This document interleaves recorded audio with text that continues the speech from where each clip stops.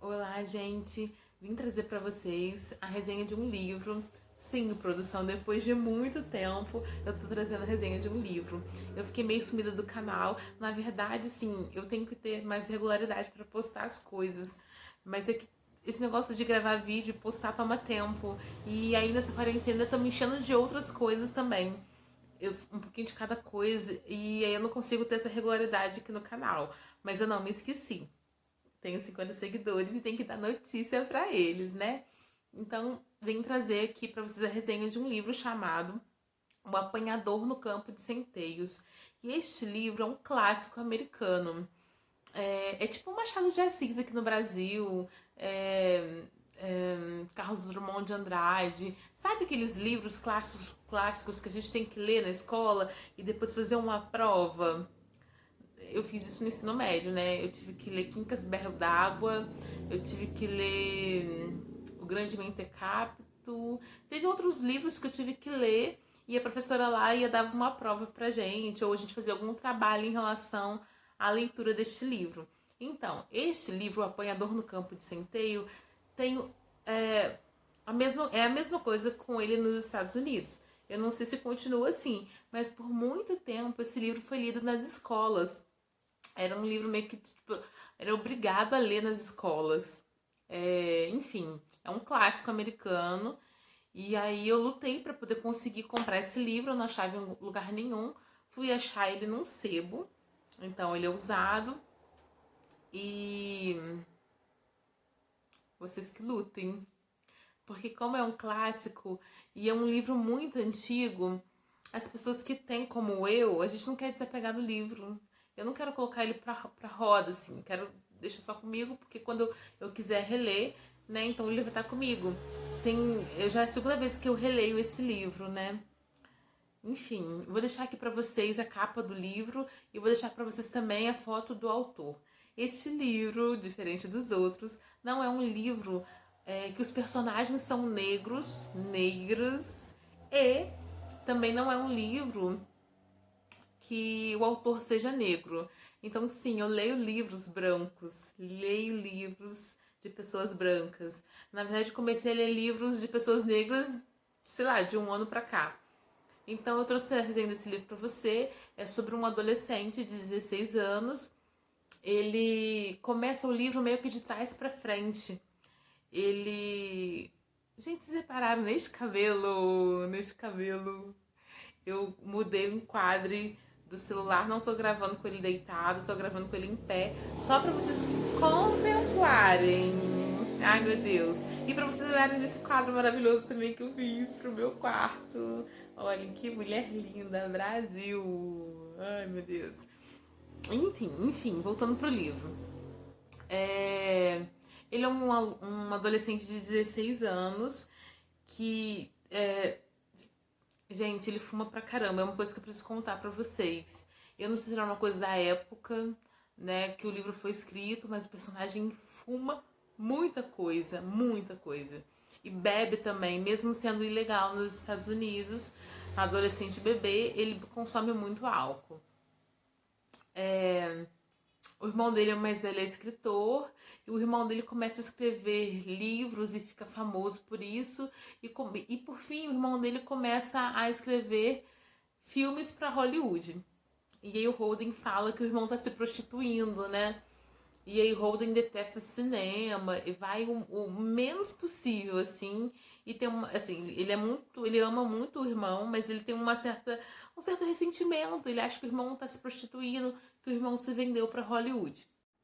Então, o tempo todo, o Holden, quando menciona o irmão mais velho, menciona que o irmão está se prostituindo e tal. E aí a gente percebe a fala do autor do livro.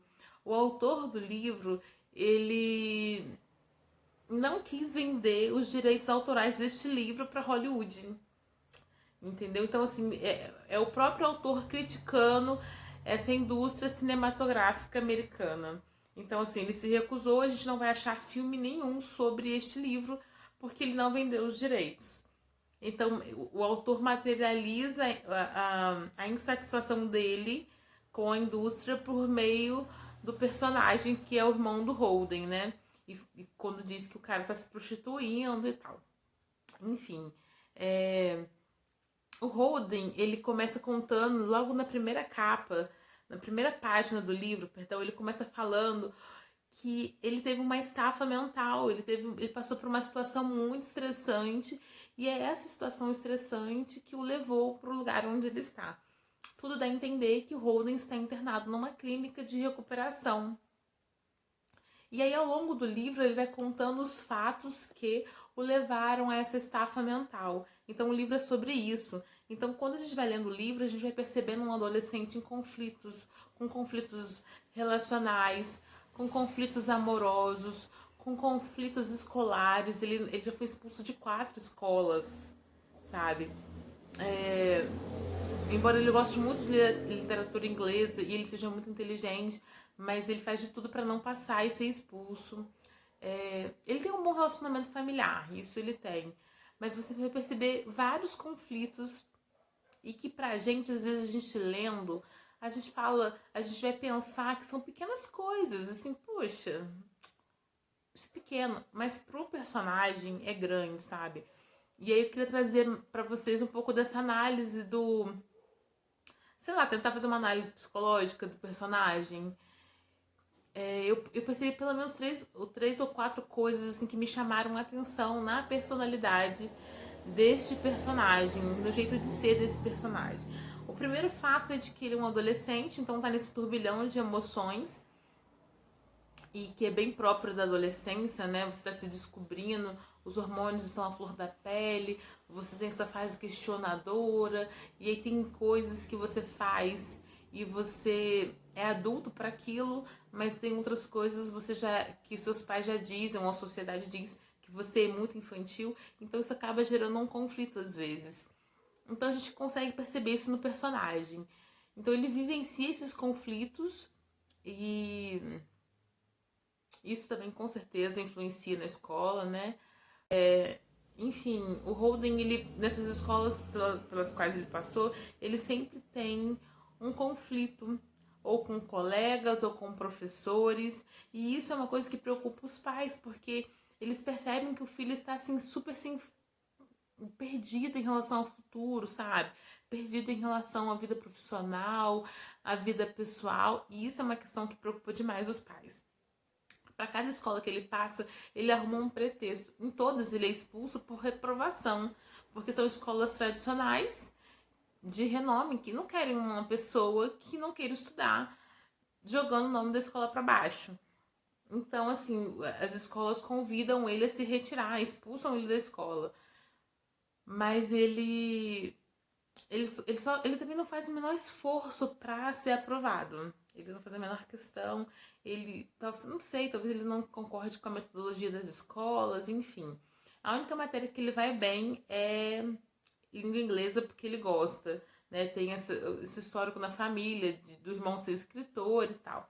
Então ele gosta de língua inglesa. E ele é muito inteligente, ele é muito sagaz, ele é muito esperto, mas é o cara que, assim, abriu mão da educação.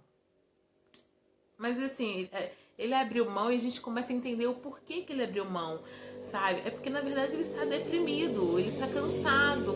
Então não é que ele tenha aberto mão de estudar, ele até gosta, mas ele não simplesmente não tem força para fazer aquilo. Ele tem outras questões que o estão incomodando e essas questões é que estão afloradas para ele, que estão tomando espaço na vida dele.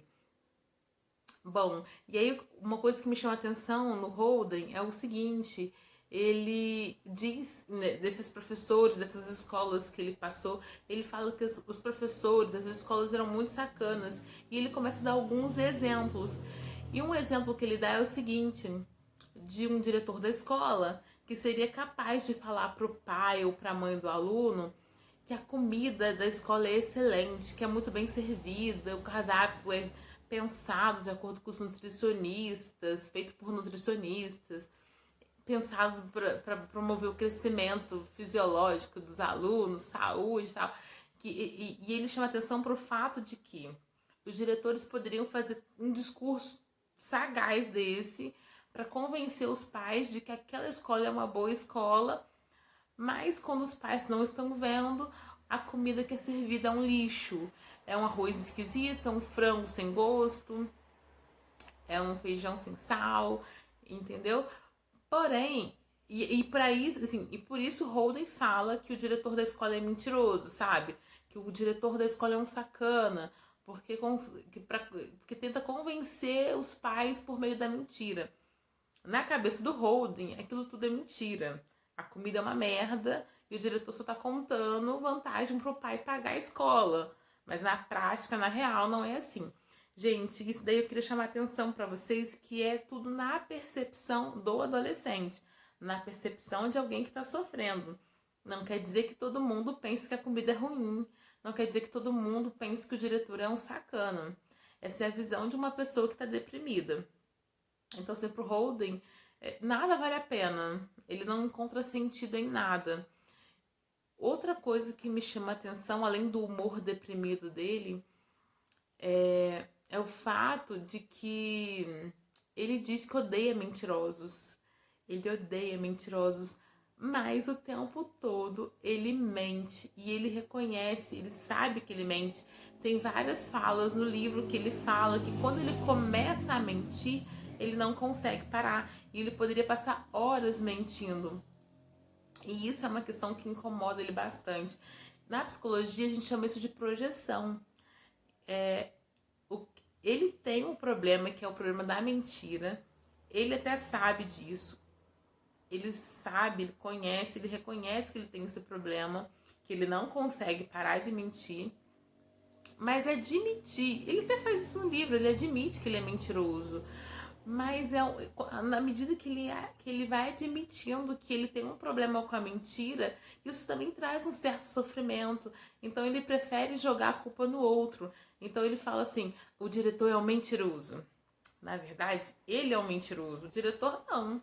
O diretor está falando naquilo que ele acredita, que a escola é realmente boa, que a escola realmente oferece uma comida gostosa. Mas o Holden é que é o mentiroso da história, assim, sabe? Então tem várias cenas no livro que ele tá mentindo descaradamente. O nome, o endereço. E ele sabe que ele tá mentindo e as pessoas acreditam, porque ele conta uma mentira muito bem contada. E as pessoas acreditam. E é isso que me chama a atenção, assim. Na psicologia a gente chama isso de mecanismo de defesa. Então, eu tenho um problema, algo que me incomoda, mas admitir isso, trazer isso para a realidade, me traz muito sofrimento. Então, eu vou lá e coloco a culpa disso no outro. Eu começo a enxergar o outro, nesse caso, eu começo a enxergar o outro como o mentiroso da história, para não ter que admitir que eu tenho um problema com a mentira. Então, assim, procurem ler esse livro, é um livro muito interessante. Talvez para alguns seja até um pouco chato, um pouco entediante ler, porque é uma pessoa adoecida contando a história dele, né? Então nem todo mundo tem paciência para ouvir a história de um deprimido. Às vezes é puxado mesmo. É a segunda vez que eu leio esse livro e eu gostei muito justamente porque eu sou da psicologia, né? Então me chama muita atenção. Mas eu recomendo a leitura pra gente. Primeiro, porque é um clássico americano. Segundo, porque pra gente perceber essas coisas do comportamento humano, né? E perceber que aquilo que afeta o outro não me afeta. Então, as questões do Holden são completamente diferentes das minhas questões, por exemplo. Mas quando eu leio, eu consigo entendê-lo, eu consigo entender que ele é um ser humano também, né? Que ele também tem as questões dele, que ele também tem os sofrimentos dele. Eu acho que eu contei de tudo do Holden. Beijos de luz para todos.